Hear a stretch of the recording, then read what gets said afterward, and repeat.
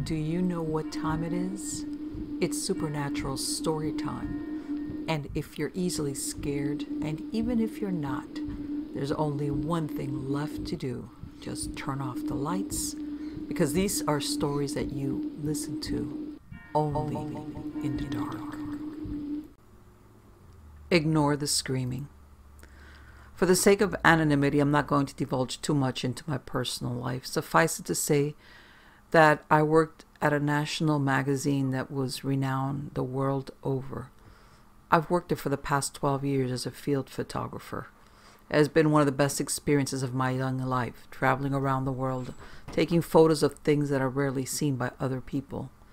I've shot on all 7 continents, in 164 different countries, and in some of the most dangerous conditions imaginable. In September, I decided to take a little sabbatical while expecting my first child with my wife, Ava. These are the stories of some of the things that I've seen. Anchorage. I was offered a position almost immediately after college. After a summer of getting trained and doing mindless intern tasks in Washington, D.C. and Chicago, they awarded me with my first rookie expedition. Whether it was a blessing or a curse, I was being sent out to the wilds of Alaska to take pictures and track migrations of Arctic foxes along the coastline. After an upbringing in the cold New England hills, I wasn't that intimidated by the prospect of the Alaskan winter, and was genuinely thrilled to be traveling to the depths of the Arctic expanse. I wish that I was following something a little more interesting than white foxes and white snowbanks, but I couldn't complain, especially because I was getting the opportunity to work underneath a seasoned veteran and with another rookie. That rookie was the curly-haired, bookish, silently smiling Ava that I almost instantly became infatuated with.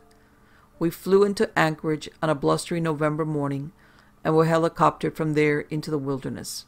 We were given the highest grade weather-protected materials and began to set up our campsite in the valley on the side of a steep rock face. The wind whipped around the mountain, but never cut into the inlet where our tents and fire had been set up. The team leader worked tirelessly, ordering the 2 of us around to perform different tasks. By the time the sun was beginning to set, the site was set. A huge pile of firewood had been collected from the pine groves across the valley, and dinner was roasting over the fire. As we ate, he described the shots that we needed to collect and went over some of the rules with us. At first they were simple about no trace camping, but then they began to switch. Make sure that the fire is out when we go to sleep. We don't want anyone to know that we are out here. There was darkness now tinged in his voice, and his eyes glistened angrily in the firelight. Also, if you hear screaming, never try to go and investigate. I've been in these woods plenty of times before. Things happen here. They try to lure you out. Don't play their games. I flicked my eyes over at Ava across the fire, which nervously combed her curls out of her eyes and fixed her glasses. A nervous frown hung on her face, showing apparent confusion and immediate apprehension. Lastly, don't open your tents in the darkness, no matter what sounds are coming from outside. No matter what sounds. And with that, he strode up from the campfire, tossed the bones of his meal far away into the night, and retired to his tent. Ava and I made awkward conversation for a little while, after mostly covering every vague and superficial categories. Where we grew up, what our families were like, what our interests were, how we got into photography. After an hour of good conversation, we decided to turn in for the night.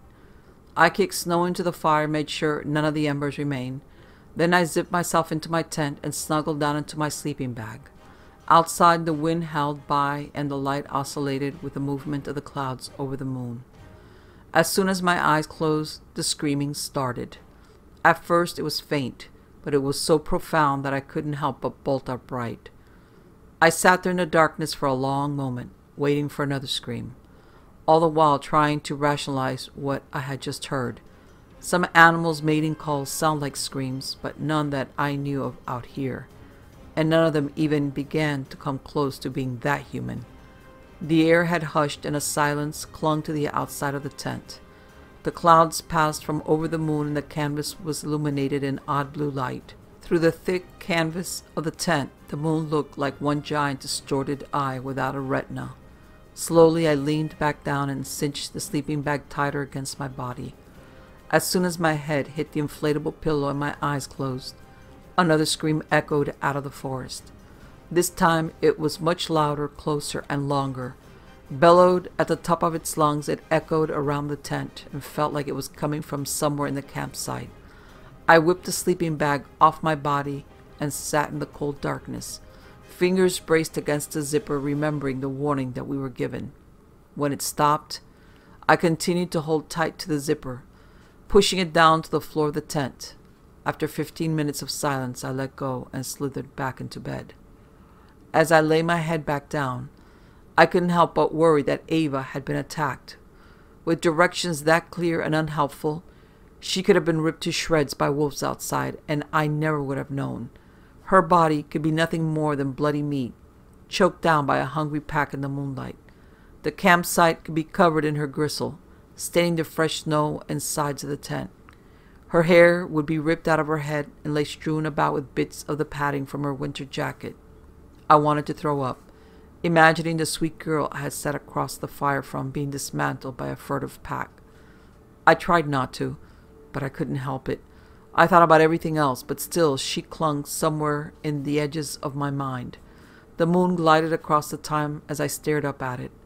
My eyes began to feel very heavy with time and slowly closed. I fell asleep for only a few seconds before the scream echoed louder than ever before.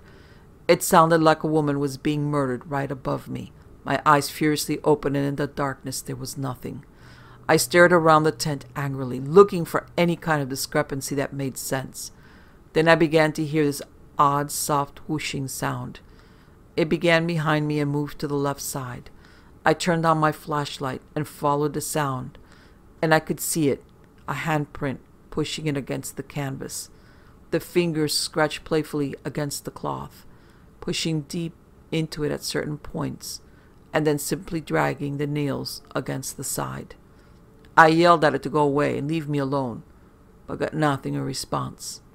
I yelled that I had a gun, which was only kind of true, and promised to shoot at it.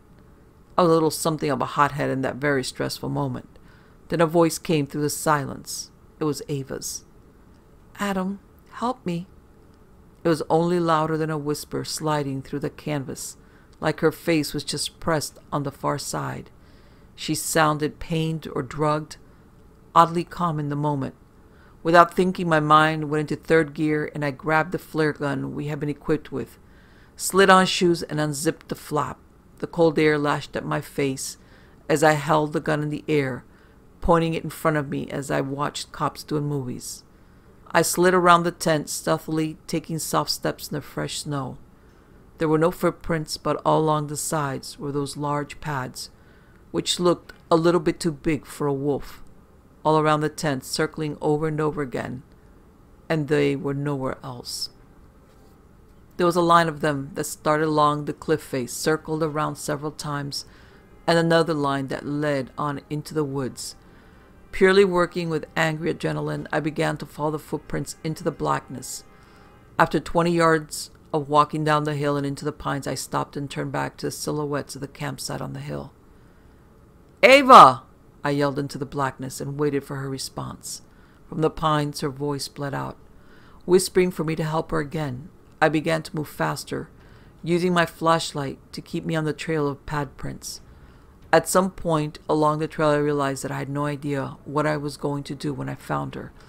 I was following the prints of some giant dog to Ava. But what was going to happen then? Was I going to shoot it with a flare and run away with her? A dark voice in my head reassured me that that was totally improbable. I followed the pads into the center of a clearing, where all of a sudden they just stopped. Almost directly in the center, there was suddenly nothing. Fresh snow in all directions, no tree to climb up into, no space for it to jump away into the underbrush. Nothing. Just like it turned to smoke and dissipated. I stared into the prints for a long time, questions continuing to evolve in my head.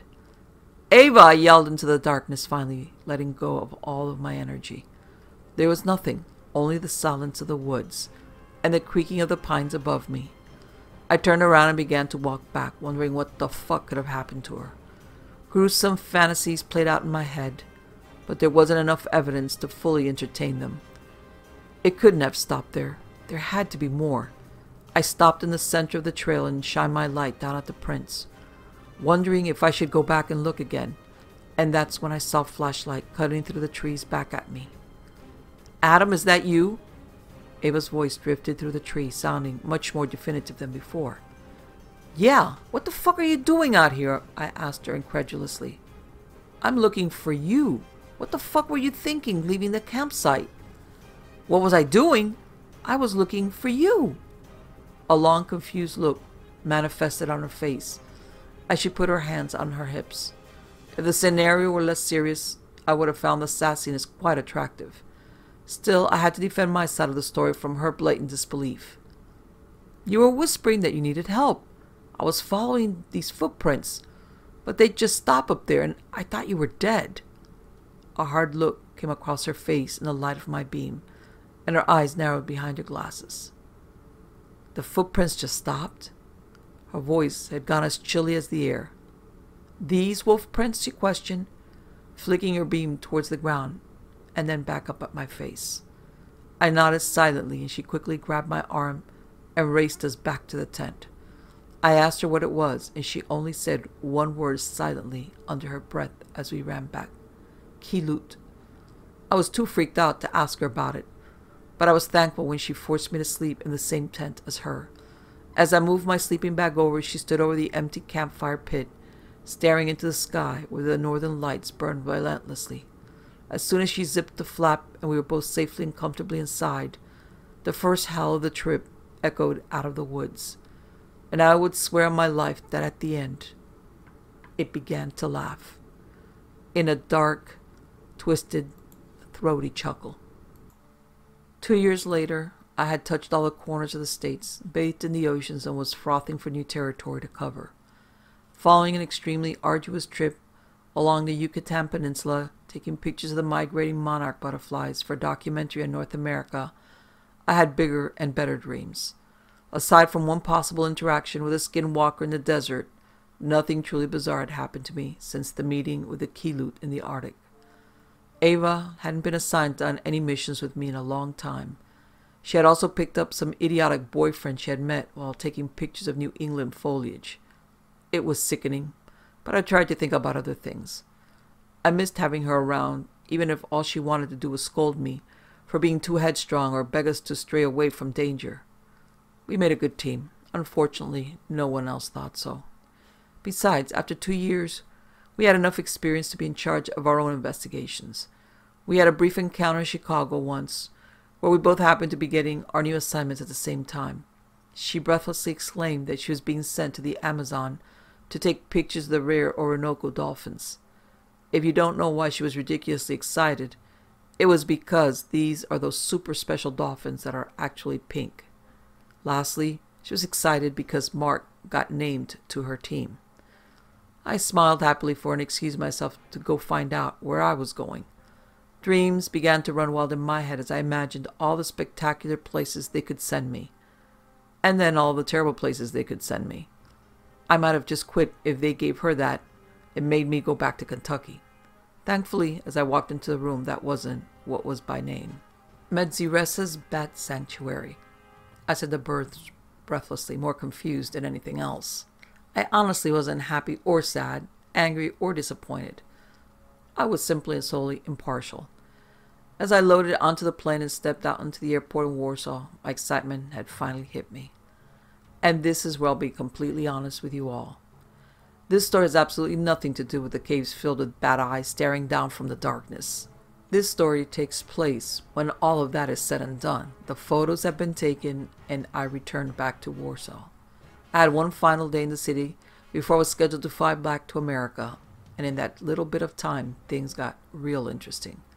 At this time, Poland had just been accepted into the European Union and was in the early stages of becoming a bustling new superpower.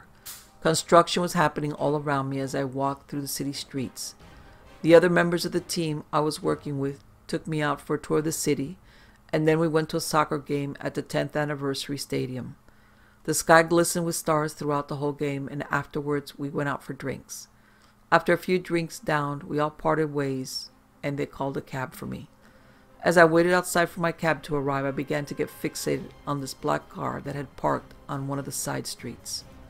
Now it was almost 3 in the morning, and this was one of the only cars out. The others were all yellow taxi cabs, but this fancy-looking sedan was jet black. Also, it looked like it was straight out of the past, as if it had driven off the pages of a textbook or from a 1950s era billboard. In the semi-darkness of the night, I couldn't make out anyone inside, and in the oddest way, I got the feeling that no one had driven it. I stood there outside the bar and waited to see if anyone would come out, but no one did. Being bored, drunk, and overly curious, I decided that I was going to walk over, like I was just in the neighborhood, and check it out. As I approached, I saw that in the darkness the car was full. In the driver's seat was a man dressed from head to toe in all black, a black trench coat snugged up to his neck, and his face was covered with a black baseball cap and a pair of dark sunglasses. This again was curious, considering that it was nearing 3 in the morning. The passenger seat sat bare, and the most bizarre of all was the back seat, which was occupied by 3 nuns. As I passed by slowly, the driver's side window rolled down and smoke began to pour out of the car. In the smoky haze, the man stuck his head out, tipping 2 fingers along the top of his cap. His glasses gleamed in the streetlight, and I felt transfixed by his stare. In a gravelly, dark voice, he smoothly asked, "Would you happen to know the time?" I was caught off guard at first. Not because he had asked the question, but rather because it was in English. Everyone else so far had talked to me in Polish, then began to try other languages, while I stared at them in disbelief. After a few seconds of wrapping my head around it, I checked the time on my phone and told him. He nodded, smiled a toothy grin, and rolled his window back up. Never bothered to thank me. From there the car started up again and took off, leaving me in a cloud of exhaust smoke. Through the dense fog I could see the headlights of my cab pull up, and I jogged over to meet up with it. As I approached the window, I could see the young driver's face contorted into a shocked countenance. His skin was pale white and his eyes large in his head. As I reached for the back door, he hissed, "Volga! Volga! No, no, no!" He kept repeating this until I closed the door, and he sped away. I sat dumbfounded on the curb and called for another cab. While I waited, my mind raced, and I tried to figure out what had just happened. When the next cab pulled up, I happily got in and had a conversation with the driver in very broken English. At the end, I told him that the previous driver had freaked out when he saw me and started repeating the word Volga. As I paid the man, he silently put his hands over his heart and looked into the stars. Then he made the sign of the Holy Cross in the air and said, "Son, I bless you, for you have witnessed he who wears all black and lived to tell the tale. His curse breathes your ear now." The next morning, on the way to the airport, I rode in the same cab as Sasha, who was one of my interns. I told her about the crazy night that I had, and she began to flip through her phone absent-mindedly. Or so I thought. Finally, her face went pale, and she feverishly began to scroll down this page. The Black Volga is a luxury car reportedly driven by the devil himself. All throughout the 50s and 60s, it drove through the streets of Eastern Europe, picking children off the street and using them as unwilling blood donors and sacrifices for the rich and famous that had leukemia. This practice has since gone out of fashion, but it is widely believed in urban legend that the devil was the main driver. He would appear late at night, dressed in all black, and ask someone what the time was. If they answered, they had been considered to give their soul to take. Considering any kind of wording, this person would therefore be marked for death. She looked up and frowned towards me. So, there you go. We decided together to stay another day in the city after that. Something lingered in the back of my head as I sat in the airport that made me feel uneasy about the whole situation. Sasha agreed to stay with me when she finally saw how freaked out I was. And it was a good thing, too. That plane went down. Said it got struck by lightning in the air. Only one guy survived. They claimed he had gone mad. I did research years later and found him. He told me from the confines of his room at the mental hospital that he saw a man dressed in all black standing on the wing of the plane. He said they locked eyes, and he asked the man for the time. He was too scared to do anything. He blacked out, and when he came back to consciousness, he was in a hospital bed. So I don't know what to think. I guess I cheated death, But maybe it's all just a crazy coincidence. There's really nothing to say either way. Sasha thinks it was divine intervention, God shining through and saving us from going down. She said it was a cab driver's prayer, but I still think I'm marked. And one day the man in all black will come back, and I'll ask him for the time. After the almost dying in a plane crash thing, Sasha asked if she could continue to work under me. Without question or hesitation, I said yes. While Sasha was still fresh out of college and one of the worst interns, she had a brilliant head on her shoulders, quick wit, good research skills, and knew her way around the internet like no one else I had ever met.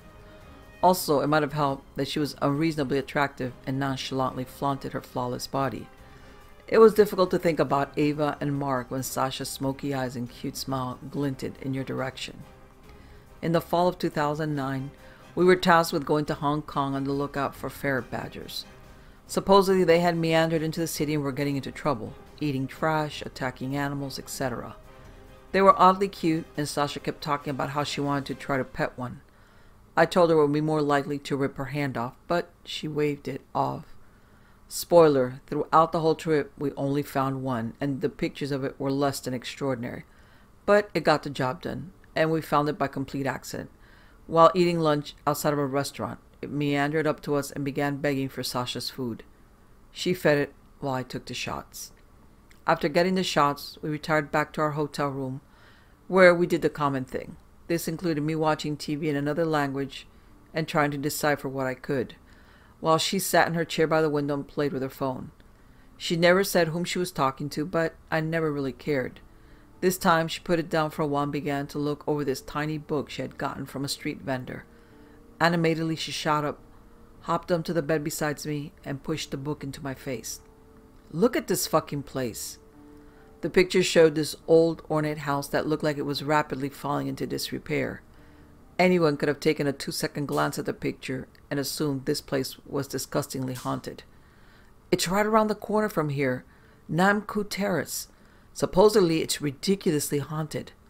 Originally used as a bordello for soldiers during World War II, the spirits of all the destitute and desperate women that died in that house still haunt it. Come on, a house haunted by the ghost of a whole bunch of prostitutes? Tell me you don't want to see that. I gave her a quick chuckle and a long look. She rolled her eyes and took her computer out of her backpack. She lay back down beside me, letting her long brown hair flow out of her bun, cascading around fragile shoulders. Her hazel eyes changed color as I watched her type furiously into the search bar, from a deep brown to an evergreen. A little frown hung cutely the corners of her mouth, playfully insinuating that she was still angered. Before she had started telling me about the groupings of people who had lost their minds inside, the bodies of homeless men they found dismantled, the cult they found eating the bones of refugee children, I had already decided I'd go with her. As a hopeless romantic, stuck in winds blowing somewhere else, I needed something to get my mind moving. And as sure as I was that it wasn't with Sasha, she was fun, and that was something that I desperately needed. She beamed and began talking animatedly when I agreed. It was annoying, but it was cute. We'll go once it gets dark. That way we have the best chance of seeing anything, or hearing anything, whatever. Something awesome will happen, I just know it. For the remainder of the afternoon, we bought flashlights, got dinner, and continued to do research on the place. Then, at a little after 9, we slunk out of the hotel, walked a few blocks down, and stopped in the center of the sidewalk, marveling at the towering house that sat before us. Without hesitating, Sarah hopped up on the steps and pushed the gate open. It only budged a little bit with chain wrapped around it, but both of us could sneak through the section where the old brass bars had been bent. The yard was a disheveled mess of old broken glass and children's toys being strewn around the cracked flagstone walkway and hidden throughout the knee-high grass. Sasha bounced ahead of me, inspecting creepy objects with extreme interest, taking photographs of what she found interesting. When we got to the door, we found it slightly open and the jamb broken, so it couldn't be fully closed. Sasha looked back at me as we crossed the threshold and turned on our flashlights. Her look was a little bit of fear mixed with a lot of excitement and a dash of something darker and more powerful. Inside the place was absolutely destroyed. Pieces of furniture rotted in the rooms that they had once happily occupied. Bugs and other sorts of creepy crawlies scuttled around the floors in attempts to evade our flashlight beams. They sought refuge in the skeletons of old bookshelves or underneath rugs that looked suspiciously like dead animals. The walls were canvases for disturbing graffiti. Chinese symbols lingered against images of monsters ripping apart bones and skin, eating flesh and drinking blood of innocent people caught in their path. The only bit of English was inscribed at the top of the large spiral staircase, next to the image of a girl whose face had been completely blacked out with what looked like soot. It read, "The eyes of God hide in the walls with hands like the devil." Sasha insisted that I took a picture of her in front of it, claiming it was make the best Facebook photo. As I pressed down on the button and heard the shutter click, I felt a powerful cold wash over me. Looking down at my arms, they were covered in goosebumps underneath my shirt. Even Sasha looked like she felt it. She stared down the hallway in front of her, narrowing her eyes as she peered into the darkness. I wondered if it was all goosebumps underneath her gray sweater. "Come with me," she said quietly, as she began to walk down the hallway. This time it wasn't the same purpose as before. Her steps were slower, quieter, less defined against the creaking of the house. She turned with every little noise as the world settled around her presence. I could see my breath when I reached the top of the staircase and stood mystified by it. I continued to stare in the vapor I was making until I saw her flashlight beam dip around the far corner and raced to catch up with her. Around the corner she stood in front of a large black door that reeked of kerosene. On the door itself was an image of a stick-figure girl drawn in chalk. She had long hair that covered her eyes and was picking petals of flowers she held in her right hand. For how sparse and simplistic it was oddly transfixing and beautiful. After staring entranced at it for several minutes, Sasha turned over to me. "Adam, we have to go inside. I can feel something in there, right on the other side of the door." I was hesitant, but she seemed so calm and put together. I couldn't stop myself. I nodded. She turned the handle. I pushed the door open. The room was completely black from head to toe, as it had all been burnt. Rotten and splintered wood clung blankly to the sides of the wall. The only other things in the room beside the burnt walls and floor was a rusted metal bed frame that had been fused and contorted by the heat, and the top half of the charred remains of an old teddy bear. In this odd trance-like state, Sasha moved forward and picked it up off the ground. She clutched it in her hands and brought it against her heart. As it pushed its way in between her breasts, her eyes rolled back. Her knees went weak and she collapsed onto the floor. Her mouth began to froth as I furiously dialed for help. Hours later, they let her go from the hospital. They claimed that she had just fainted, but there was more than that. I could have sworn that for a second she levitated. Maybe only an inch off the ground, but her skinny frame was definitely not attached to the ground. Also, she refused to let go of the bear. It took the 2 EMTs and me to pry it out of her fingers. And when it was released, her eyes found home, the frothing stopped, and she began to stir. We both cried in the ambulance, both because we were scared. The police wanted to throw us in jail for trespassing in that building, but after seeing what we were going through, decided not to go through with it. They took one look at the makeup streaming down from Sasha's fierce, turned sad eyes and didn't bother making her life any worse. I was really thankful for that, but still they took our camera, claimed it was evidence in a case they had against us. So we lost the photos of the fair badgers, the whole reason we had come. It didn't matter in the scheme of things. While I waited for her, I called back to the States and explained the situation to my boss. I wanted to be honest with him. I took the blame for everything. Leading us into the house, using their company property for personal reasons, getting it confiscated when the police came. He remained fairly silent on the other end of the phone, only asking how Sasha was. He seemed relieved that she had only fainted and come back too quickly. Simply, he told me he was disappointed by my recklessness, foolishness, and apparent disrespect for the company, and that we would have a longer discussion when I returned. Lastly, he thanked me for being upfront with him and taking the fall for the whole party, in a knowing voice that told me he knew I was covering up for her. When she got out, we held hands in the cab back. She leaned over for a while and put her head on my shoulder. I asked her nothing, but waited to see if she would say anything. She said very little and kept her head there the whole time. When we got back to the hotel, it was nearing 4 in the morning. We took the elevator upstairs, obviously looking quite the sight to the late-night manager, who stared blankly at us and skulked back into our room. Without saying anything, she undressed, slid underneath the covers of my bed, and waited for me to get in. As I slid in beside her, she grabbed my arm and wrapped it around her. I kissed her cheek softly and apologized, not for anything in particular, but rather just for everything. She smiled a little and cried softly. I never heard what happened to her. I don't even know if she does. Secretly, I hope she just blacked out and that sent shockwaves throughout her. I really want to believe that, but I doubt it's true. I also wish that this touching scene was how this story ended. But hours later in the darkness, I woke up to the dark room. Held somehow in sleep paralysis, I could see and hear everything, but no part of my body could move. I heard the door click open and the thud of footsteps coming into the room. Then I saw her, a little girl with long dark hair, walking in and standing at the end of the bed. As she combed the hair out of her eyes, I could see her face was heavily scarred and burned. Embers sat deep in the scars on her face and still burned bright orange. She moved away around the side of the bed, and I could feel the temperature in the room beginning to heat up. Silently, she slid up next to Sasha and put a scaly, burnt finger against her face, meticulously combing a strand of the brown hair. Then her soulless black eyes found mine, and I was transfixed. In this deep, throaty voice that had no place coming out of a little girl's body, she hissed, "I don't go in your room. You shouldn't go into mine." They fired me. For about 5 minutes. The neighbor chased me down and told me they changed their mind. She had vouched for me. Told the committee that I was one of their best and hardest workers, and I shouldn't be punished so severely for a little transgression. So instead of getting fired, I was just suspended from field work, given a desk job in Chicago, and started updating photos to the website.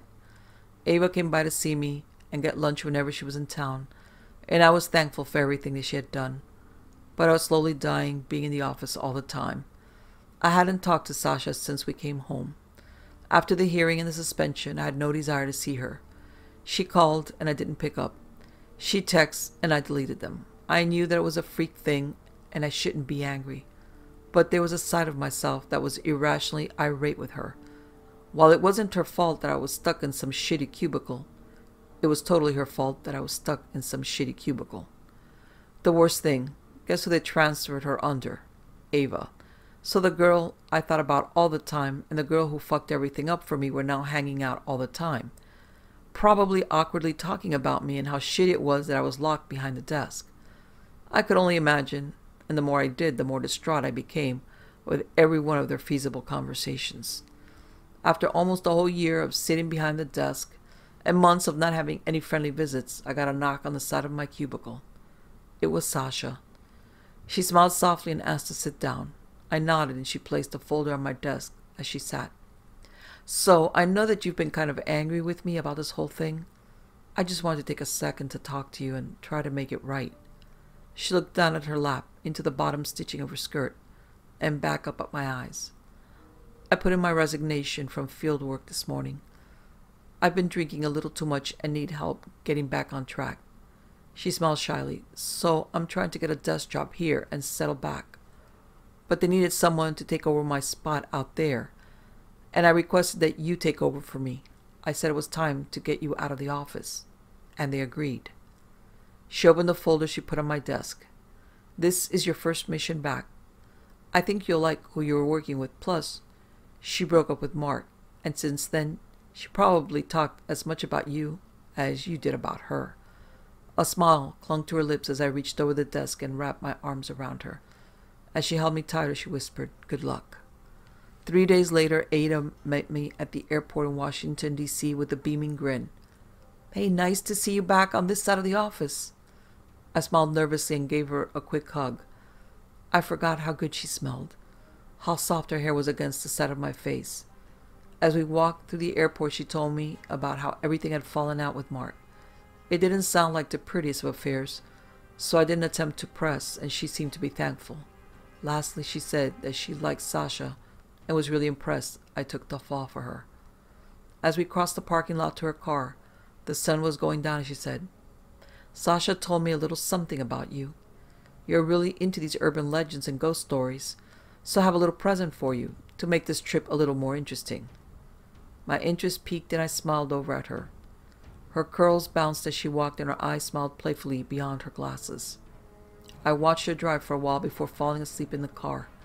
She was gentle and gorgeous in the driver's seat, taking every turn with a quiet precision, making sure always to avoid the potholes.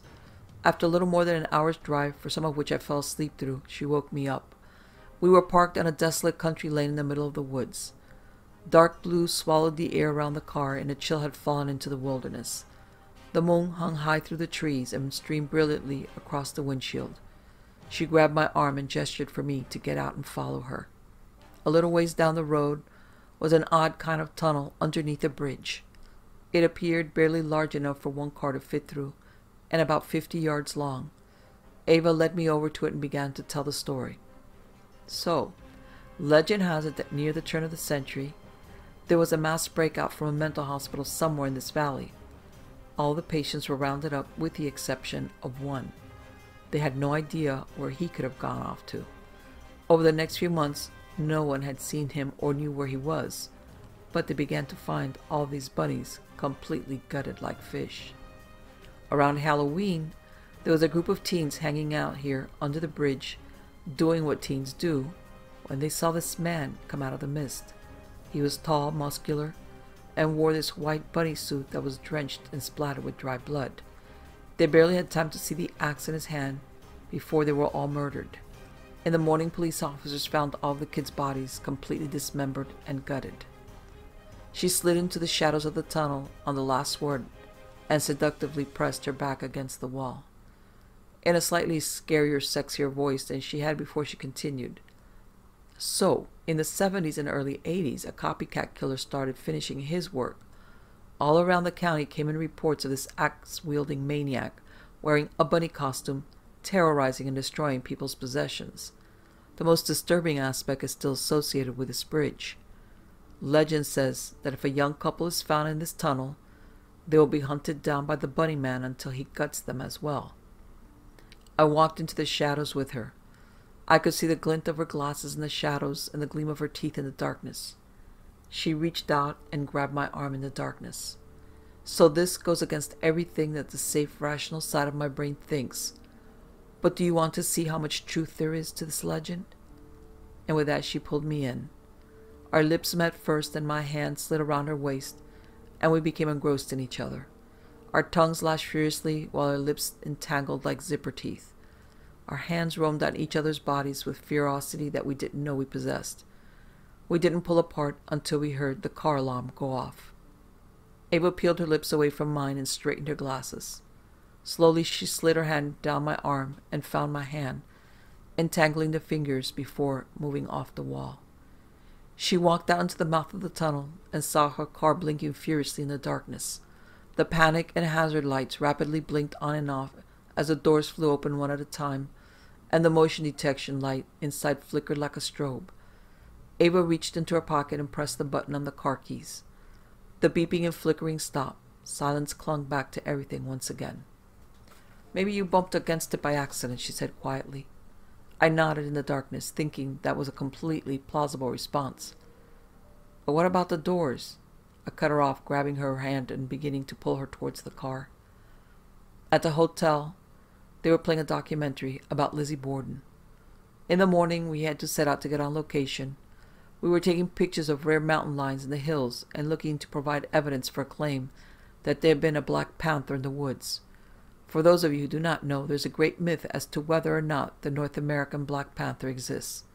Considered to be one of the most intelligent, powerful, and vicious animals in the kingdom, they would assuredly be the top of the food chain and a real destructive force to the overall food pyramid of an area. Since the finding of the Appalachian Mountains, people have claimed to see gigantic black cats in the wilderness. However, their real being is still highly speculated. As we left the hotel, we noticed something in the parking lot behind our car. Yes, you guessed it. A bunny, cut from tail to nose, laying out like a rug, right behind our vehicle. It was not a good taxidermy in any sense, and it sat in a wet pool of blood that created tributaries around the blacktop. Our eyes widened as we recognized what it was, and there was a long moment where we both gave each other quizzical looks, as if waiting for the other to crack and explain that it was their joke. But it was too messed up. Neither of us was capable of it, and we had slept in the same bed. We would have noticed if the other person had gone out, murdered a rabbit, and left it on display. We slowly got in the car, backed around it, and drove to the site. All throughout the trip, we had the peculiar feeling of being watched. We set up cameras and hiked through the dense forest, coming across dead rabbits every once in a while. Some were draped over tree branches, some lay on the ground. All of them had been hacked apart somehow. And if this wasn't disturbing enough, when we returned back to the car, all the doors had mysteriously opened and a bloody hatchet was sitting upright in the cup holder. Ava started to cry out of fear, but quickly got another idea. She began to mutter angrily underneath her breath and talk to one of the other crewmen. I sat in the car and stared at the weapon with great intensity. I heard nothing of the conversation going on outside. She came back a few minutes later and told me she hated this fucking town and the damn mountains. I smiled and put my hand on hers, a gesture that comforted her enough to turn over and gently kiss me. She brought me back to the tunnel that night. The moon sat high in the sky and she shook with adrenaline as she stepped out of the car. I had been given a flashlight and a flare while she rummaged in the back for something else. With a sound of success, she pulled out a black case, opened it up, and extracted a large hunting rifle. I stared at her with amazement. As she held the weapon, she smiled at my flabbergasted expression and casually said, "Don't worry, I have a license." I couldn't help but laugh, and then everything happened way too fast. I walked into the tunnel until I heard scuttling at the far end. As I walked, I began to jokingly say, "Hey here, bunny, bunny, bunny.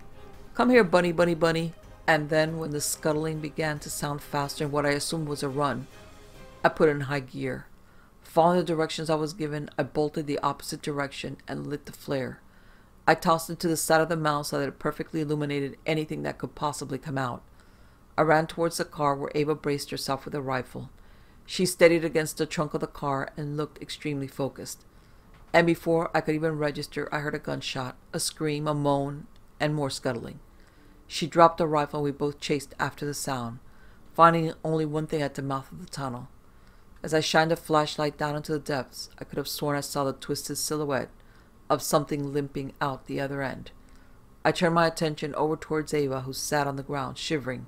In her hand she held one white felt ear from a homemade bunny costume. When we finished the mission, she decided to take some personal time and go home.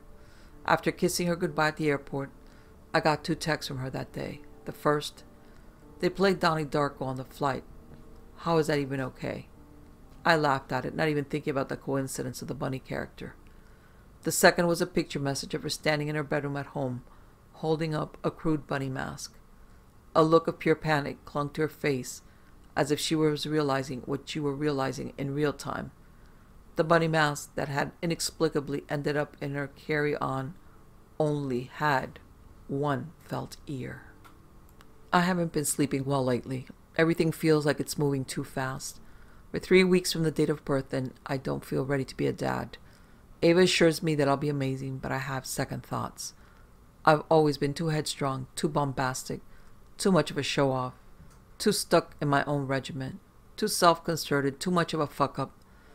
I don't want to pass that on. I wish I knew the baby would be just like her mom, get no traits from me, but that's not how it works.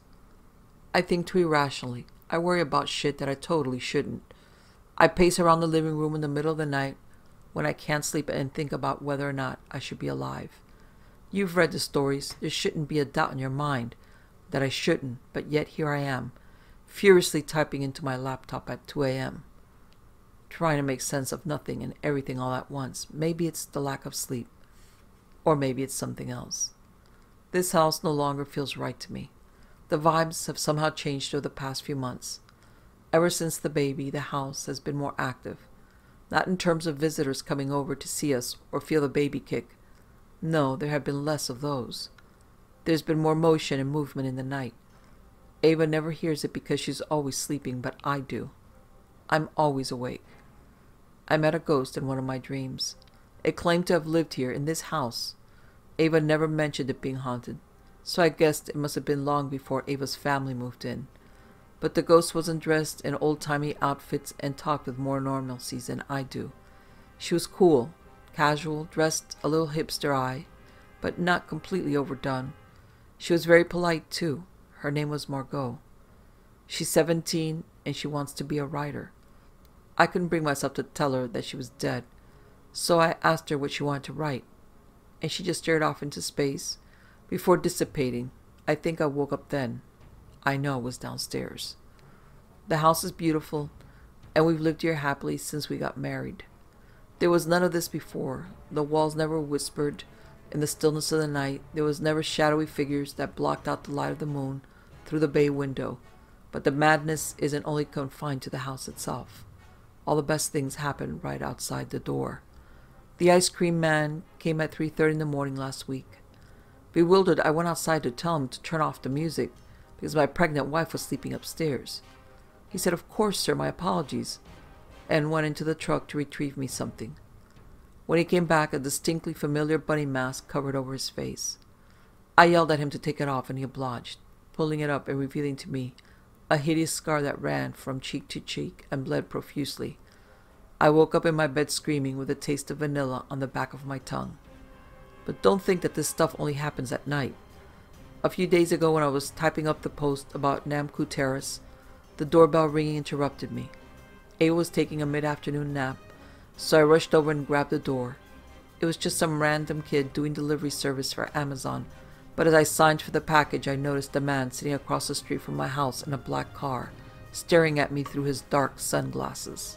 He watched the house for hours, until he decided to go out and talk to him. When he saw me coming, he quickly put the car in gear and sped away. I put my hands on my hips and watched the car pass out of sight before headed back. As I reached the door, quite perturbed, I looked back at the road and noticed the blue sedan was sitting in the spot. I had heard no sound of a car moving. The weirdest of all the things that happened are the girls who play Ring Around the Rosie in the front yard at 2:27 a.m. They're like clockwork every single night for the past 4 days. They'll be there. At first, I just went outside and yelled at them, but they paid no attention. I tried to pull them apart, but my hands went through their skin. So now I just watch them. I pour myself a tall one and sit in one of the chairs outside. They start walking down the hill at 2:24, play until about 3:05, and then scamper down the hill. The only thing I wish I knew what language they're speaking, so I could understand them. I think it's Chinese, but I haven't been able to decipher anything so far. I stopped mentioning all of this to Ava when she mentioned I go to the doctor. She calls someone sometimes, takes it in the bedroom instead of the living room. I don't know what she has to be so damn private for. Maybe she's planning me a surprise party, but it's not very close to my birthday. I guess it'll be a very well thought out party. If I say nothing and act like I'm getting a good amount of sleep, she says nothing and smiles during meals. That's all I really want, just to see her smile. I wish Margot would come visit again. She's nicer than all the other people here. She at least had the decency to talk to me for a little while before disappearing. Everyone else just wants something and then they get out of your face. Well, what if I want something? It should be a two-way street like that. I don't like that it isn't, but there isn't a whole lot I can do about it. Ava's angry because I've been writing too much. She says that I should stop hunching myself over the computer and making these silly stories out to be more than they are. But I haven't been doing that. It's all true. The devil cursed me. The spirits of Namku still haunt me. The bunny man is still waiting to get his revenge. And we're trying to bring a baby into the world.